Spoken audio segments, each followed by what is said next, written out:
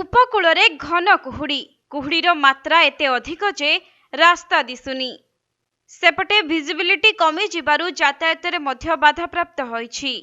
ମିଳିଥିବା ସୂଚନା ଅନୁଯାୟୀ ଓଡ଼ିଶା ଉପକୂଳ ବଙ୍ଗୋପସାଗର ଅଞ୍ଚଳରେ ସକ୍ରିୟ ଗୁରୁଚାପ ବଳୟ ପ୍ରଭାବରେ ଏହି କୁହୁଡ଼ି ଦେଖିବାକୁ ମିଳିଛି ଏବଂ ଆଗାମୀ 2 ଦିନ ଉପକୂଳ ଓଡ଼ିଶା ସମେତ ପାର୍ଶ୍ୱବର୍ତ୍ତୀ ଜିଲ୍ଲାଗୁଡ଼ିକରେ ରାତ୍ରିରୁ ସକାଳ ମଧ୍ୟରେ ଘନ କୁହୁଡ଼ି ରହିବ ବୋଲି ପୂର୍ବାନୁମାନ କରିଛି ପାଣିପାଗ ବିଭାଗ।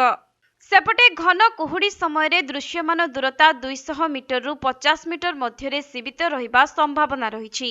ଆଉ ଏହି ସମୟରେ ଯାତାୟାତ ତଥା ଜାତୀୟ ରାଜପଥଗୁଡ଼ିକରେ ପରିବହନରେ ବାଧା ଉପୁଜିପାରେ। ଅନ୍ୟପଟେ ରାଜ୍ୟରେ ରାତି ତାପମାତ୍ରା ଆହୁରି ବଢ଼ିବ।